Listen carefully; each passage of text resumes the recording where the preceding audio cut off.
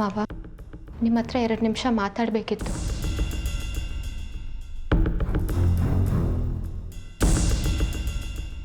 ನಿಮ್ಮ ಮನಸ್ಥಿತಿ ನಂಗೆ ಅರ್ಥ ಆಗುತ್ತೆ. ಅದಕ್ಕೆ ನಾನೊಂದು ನಿರ್ಧಾರಕ್ಕೆ ಬಂದಿದ್ದೀನಿ. ನಿಮಗಿರೋ ಎಲ್ಲ ತೊಂದರೆಗಳ ಮಧ್ಯೆ ನನ್ನ ಮದುವೆ ಮಾಡೋಕ್ಕೆ ಪ್ರಯತ್ನ ಪಟ್ರಿ. ಆದರೆ ಅದೀಗ ಎಲ್ಲೆಲ್ಲಿಗೂ ಹೋಗ್ತಾ ಇದೆ. ನಾನು ಇದೇ ಮನೇಲಿದ್ದರೆ ನನ್ನ ನೋಡಿ ನಿಮಗೆ ಬೇಜಾರಾಗ್ಬೋದು, ನನ್ನ ಮದುವೆ ಕ್ಯಾನ್ಸಲ್ ಆಯಿತು ಅಂತ. ಆದರೆ ನನಗೆ ಬೇಜಾರಿಲ್ಲ ಮಾವ. ಮದುವೆನ ಮನೆಯವರೆಲ್ಲ ಸೇರಿ ಖುಷಿಯಾಗಿ ಮಾಡಬೇಕು. ಅದೇ ಆಗಲಿಲ್ಲ ಅಂದರೆ ಮದುವೆಗೆ ಅರ್ಥನೇ ಇರಲ್ಲ ಮಾವ. ಪರವಾಗಿಲ್ಲ, ಬೇಕಿದ್ರೆ ನಾನು ಕಾಯ್ತೀನಿ.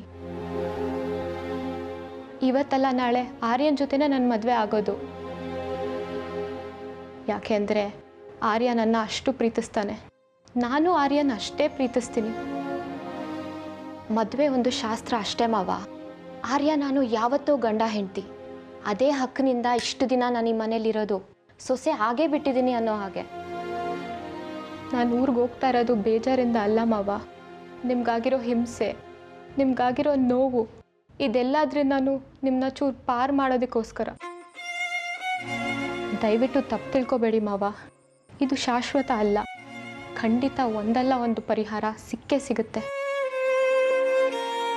ಇಷ್ಟೆಲ್ಲ ಆಗ್ತಿರೋದು ಯಾಕೆ ಹೇಳಿ? ನೀವು ಆರ್ತಿ ಅತ್ತೆನ ತುಂಬ ಪ್ರೀತಿಸ್ತೀರ, ಅದಕ್ಕೆ ಎಷ್ಟು ಹಿಂಸೆ ಪಡ್ತಿರೋದು. ಆದರೂ ಆರ್ತಿ ಅತ್ತೆ ಬಗ್ಗೆ ನಿಮ್ಮ ಮನಸ್ಸಲ್ಲಿ ದ್ವೇಷ ಹುಟ್ಟಿಲ್ಲ ಅನ್ನೋ ನಂಬಿಕೆ ನನಗೆ. ಇನ್ನು ಆರ್ತಿ ಅತ್ತೆ ಯಾಕೆ ಇಷ್ಟೆಲ್ಲ ಮಾಡ್ತಾ ಇದ್ದಾರೆ ಅಂತ ನಿಮಗೆ ಸಿಟ್ಟು ಬಂದಿರ್ಬೋದು.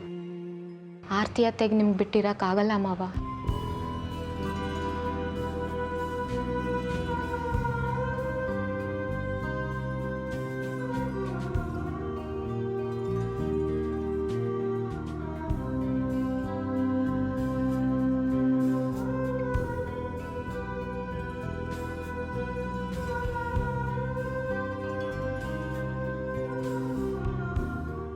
ಇದನ್ನು ನೀವು ಅರ್ಥ ಮಾಡ್ಕೋತೀರಾ ಅಂತ ನಾನು ನಂಬಿದ್ದೀನಿ.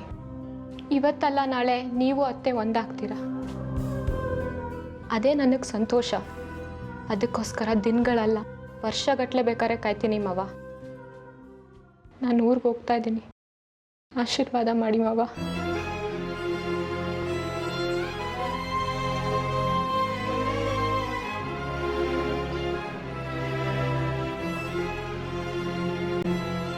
ನಾನು ಮನೆ ಬಿಟ್ಟು ಹೋಗಾದ್ಮೇಲಾದರೂ ಯೋಚನೆ ಮಾಡಿ ಮಾವ.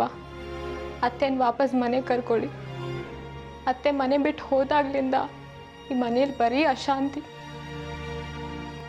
ನಿಮ್ಮ ಮನ್ಸಿಗೂ ನೆಮ್ಮದಿ ಇಲ್ಲ. ಇದನ್ನು ಅಕ್ಸೆಪ್ಟ್ ಮಾಡಿ ಮಾವ. ನೀವು ಅತ್ತೆ ದೂರ ಆದಾಗಿಂದ ಇಬ್ಬರೂ ಖುಷಿಯಾಗಿಲ್ಲ. ನೀವು ಸುಖವಾಗಿಲ್ಲ ಅಂದಮೇಲೆ ಅಲ್ಲಿ ಆದಿ ಆಗಲಿ, ನಿರುಷ ಆಗಲಿ, ನಾನಾಗಲಿ, ಆರ್ಯ ಆಗಲಿ ಯಾರೂ ಖುಷಿಯಾಗಿರೋಕ್ಕೆ ಸಾಧ್ಯನೇ ಇಲ್ಲ ಮಾವ. ಇದ್ರ ಮಧ್ಯದಲ್ಲಿ ನಮ್ಮ ಮದುವೆ ನಡೀತಿತ್ತು. ಆದರೆ ಆ ಮದುವೆಲಿ ಯಾವ ಖುಷಿ, ಸಂಭ್ರಮ, ಸಂತೋಷ ಇರ್ತಿರ್ಲಿಲ್ಲ ಅಂತ ನನಗೂ ಗೊತ್ತು, ನಿಮಗೂ ಗೊತ್ತು. ಯಾಂತ್ರಿಕವಾಗಿ ಯಾಕೆ ಆಗಬೇಕು ಮಾವ? ಸಂಸಾರನ ಸರಿಪಡಿಸ್ಕೊಳ್ಳೋದು, ಖುಷಿಯಾಗಿಟ್ಕೊಳ್ಳೋದು ಎಲ್ಲ ನಮ್ಮ ಕೈಲೇ ತಾನೇ ಇದೆ. ತಿಳಿದೋರು ನೀವು ಸರಿಯಾದ ನಿರ್ಧಾರನೇ ತಗೋತೀರಾ ಅಂತ ಅಂದ್ಕೊಂಡಿದ್ದೀನಿ. ನಾನೇನು ಬರ್ತೀನಿ ಮಾವ.